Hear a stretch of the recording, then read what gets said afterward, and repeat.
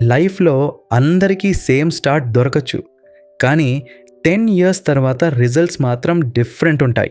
ఒకడు ఫైనాన్షియల్ ఫ్రీడమ్‌లో ఉంటాడు. ఇంకొకడు సాలరీ కోసం వెయిట్ చేస్తూ ఉంటాడు.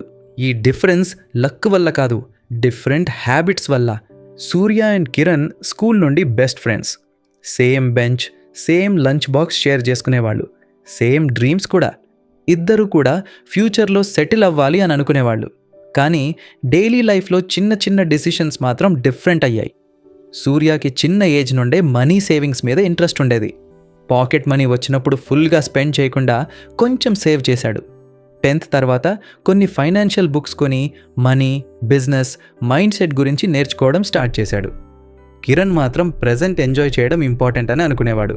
పాకెట్ మనీ వచ్చిన రోజు ఫ్రెండ్స్తో outing, games, food, savings almost zero. అప్పుడప్పుడు సూర్యని టీస్ చేసేవాడు, లైఫ్ని ఎంజాయ్ చేయాలరా అని. కాలేజ్ టైంలో సూర్య పార్ట్ టైం వర్క్ స్టార్ట్ చేశాడు. శాలరీ చిన్న అమౌంట్ అయినా కొంచెం స్టాక్స్లో ఇన్వెస్ట్ చేశాడు. లాస్ వచ్చినా నేర్చుకున్నాడు. ప్రాఫిట్ వచ్చినా ఓవర్ ఎగ్జైట్ కాకుండా కామ్గా నెక్స్ట్ స్టెప్ ప్లాన్ చేశాడు.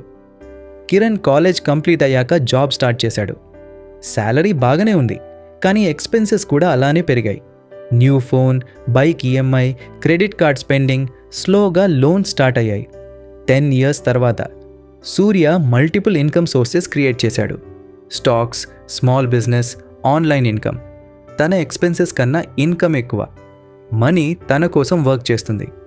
కిరణ్ మాత్రం శాలరీ వచ్చిన 10 డేస్లో అకౌంట్ ఆల్మోస్ట్ జీరో అయిపోతుంది. Month end stress, EMI tension, job fear, లైఫ్లో ప్రెషర్ ఎక్కువైంది. ఒక్కరోజు కిరణ్ సూర్యాని కలిసి అడిగాడు, మనం సేమ్ ప్లేస్ నుండి స్టార్ట్ అయ్యాం, నువ్వెలా ఇంత స్టేబుల్ అయ్యావు? సూర్య నవ్వుతూ సింపుల్గా చెప్పాడు, డిఫరెన్స్ మనీలో కాదు, హ్యాబిట్స్లో ఉంది. శాలరీ వచ్చిన వెంటనే కొంచెం సేవ్ లేదా ఇన్వెస్ట్ చేయి. మిగిలిన మనీతో లైఫ్ మేనేజ్ చేయడం నేర్చుకో. ఓన్లీ జాబ్ ఇన్కమ్ మీద డిపెండ్ కాకుండా investing, side income options try చేయి. మనీ గురించి తెలియకుండా ఎర్న్ చేస్తే యూజ్ ఉండదు. Financial books, videos, real life experiences నుండి నేర్చుకో. వేరే వాళ్ళ కోసం రిచ్గా కనిపించడం కన్నా సైలెంట్గా గ్రో అవ్వడం బెటర్. ఫాస్ట్ మనీ ట్రాప్లో పడకుండా ఉండు. పేషెన్స్తో స్టడీగా గ్రో అవ్వు. రిచ్ అవ్వడం ఒక బిగ్ డెసిషన్ వల్ల జరగదు, డైలీ చేసే స్మాల్ హ్యాబిట్స్ వల్ల జరుగుతుంది.